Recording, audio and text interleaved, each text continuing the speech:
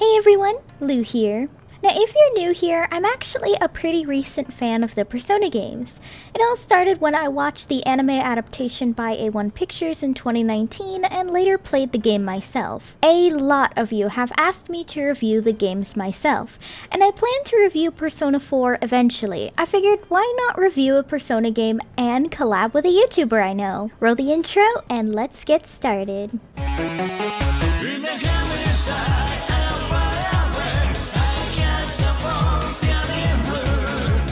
Now this video is in collaboration with the YouTuber Sleep.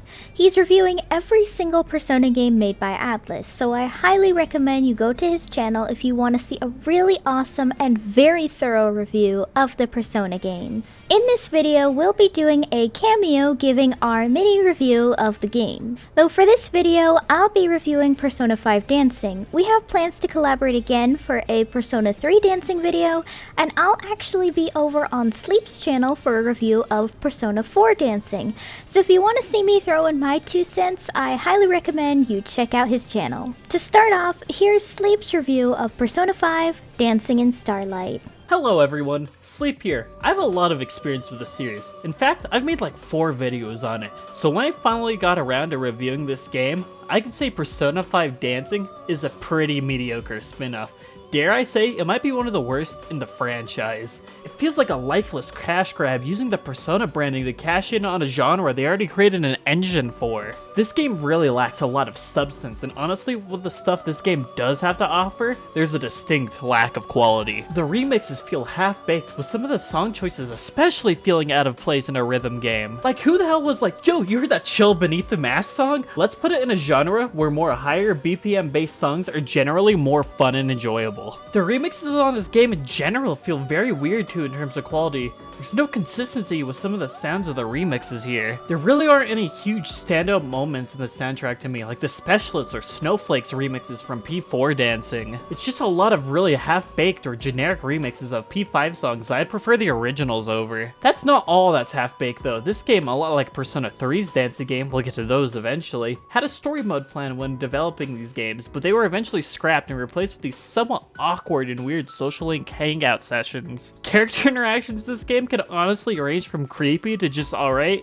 and feel kind of painful to get through. This choice to completely scrap the story mode really diminished the value of this game and kind of created a half-baked game that honestly should have been packaged as a 2-game collection on launch with Persona 3 Dancing. But even then, that still would have lacked some content though, because Atlus in an act of greed decided to lock a significant amount of content behind DLC, removing entire songs, costumes, and characters behind paywalls. The amount of money you would have to spend on top of the $60 you dropped on the game itself would be around $85 for all of the DLC. This is unacceptable, and the fact that they had the balls to do something like this with an already half-baked product kind of shows how greedy Atlus can get with this franchise. But I digress. Overall, I can't say this game is a bad game. It functions like it should, it looks generally pretty, and it feels alright to play.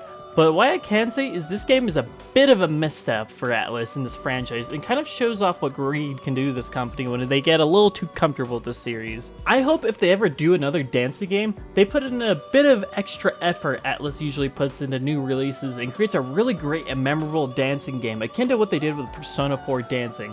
But let's hand it back to Lou and see how she felt about this game. As Sleep said, Persona 5 Dancing in Starlight was supposed to have a story mode, along with Persona 3 that was cut for unknown reasons. Development started in 2015 by Atlus's internal team known as Team P Studio, and released in May 2018 in Japan, while it would release worldwide in December 2018. You know, because Atlus has an amazing worldwide releasing schedule. Anyway, it was directed by Nobuyushi Miwa and other directors, which I couldn't find the names of any of the others, which is weird to me because I usually think one thing directed by multiple people would end up being disjointed, but hey, it works surprisingly well. Now let's break down this review. The story kinda doesn't exist here. According to Caroline and Justine, this is all a dream created by the Velvet Room as a sort of break for the Phantom Thieves. I'm not really sure where this is in the story of base Persona 5, but I'd say somewhere after beating Sai's palace, because Makoto mentions Joker defeating Sai, which is something only done in Sai's palace. Where is Akechi? In an overpriced DLC containing the song Willpower, so that's really unfortunate, especially when Willpower is one of my favorite Persona 5 songs. Although that's pretty much the story, you can unlock hangout events with some characters as you progress through the game. These are pretty much little events where you kind of just talk to a character and help them through something. Honestly, a lot of these were pretty boring. Not that I totally blame Atlus, obviously they can't drop story bombshells in a dancing spin-off like this. Though I did enjoy Yasuke's hangout event, but that's mostly because I'm biased, because Yasuke is my favorite character from Persona 5, so I'll be taking any grasp I can to hang out with Best Boy. I think the most boring was a tie between Futaba and Morgana, which is kinda sad because I really like Futaba in base Persona 5, but all the cringy and outdated gamer lingo was just a bit much for me.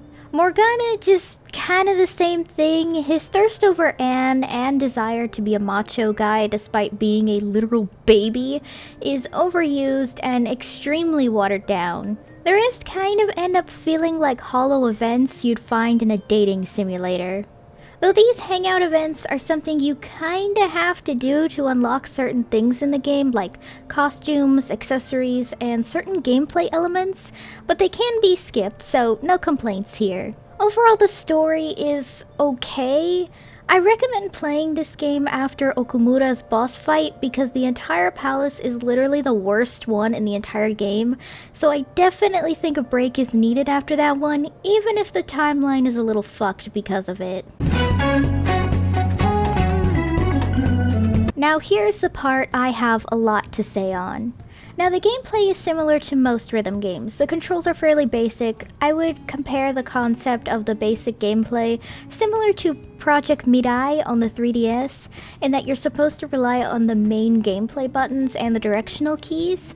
Though there is this circle that wraps around the screen that you use the touchpad on the PS4 to scratch like a record as part of the gameplay, it's mostly for harder modes or bonuses in easier modes. While this is all fine and pretty standard for a rhythm game, I find a major issue with this is the layout. Unlike Project Diva and Osu, where the button prompts come in a satisfying bop on screen, the layout for Persona 5 Dancing is a circle that wraps around the entire screen as commands come flying to the center. The reason this is an issue is because it's very hard to focus on what buttons are going where when a song has a higher BPM. I believe this is an issue due to Persona 5 Dancing originally being for the PS Vita. Since the PS Vita failed miserably and most companies wanted to make the money they lost from the Vita's failure, it's a direct port instead of tweaking the UI to fit for a TV-side screen. It's fine in slower songs like Beneath the Mask or Tokyo Daylight, but it's gosh awful in songs like Rivers in the Desert. When the music goes crazy, it's extremely hard for me to concentrate. At some point, I feel like my eyes have to split and look in different directions like a damn chameleon. I guess if I play long enough, I get used to the feeling, but man, is it rough. Though while we're here in gameplay, stuff about the game, why the ever-loving fuck is Akechi and Lavenza's DLC cost $5 and you can only use them for one song? Shit, at least in Project Diva, if I pay $8, I get 4 songs and 4 to 8 costumes in it, and you can use said costumes in any video you want. Jeebus. Another thing is, some of the dancing is not that great for the song in the video. For instance, Beneath the Mask's dance sequence is just weird to me. It's basically a ballet-style dance number which doesn't quite fit the jazzy and slow beat of Beneath the Mask to me. Not to mention the remixes are kind of bad. The Kaien remix of Beneath the Mask is just a really cheap overlay of the original to try and make it a dance party song to make the BPM higher. Adding on to the fact that the original Beneath the Mask is again part of Lavenza's DLC, while the dancing is again a bit too much for a slow song like this. Beneath the Mask is a very somber song, not exactly something you want to get up and dance to. I would have preferred a music video in the style of Project Diva's videos, as that feels like it would have fit better than just really hyper dancing. To be honest, at some point, it looks like those MMD videos that try to force a completely different dance number onto another song and it doesn't follow the beat at all. Though some songs have epic fucking dance numbers. Rivers in the Desert and Willpower in particular are fucking awesome and match the song quite well. Not all remixes are bad either. Atlus Kozuka remix of Tokyo Daylight is fucking awesome and adds an extra oomph to an already awesome song. Now outside of these remixes, the song pool for this game is incredibly small, which is weird when there's some epic songs that would have been awesome in this game. In particular, A Woman and Layer Cake would have been incredible songs for this game.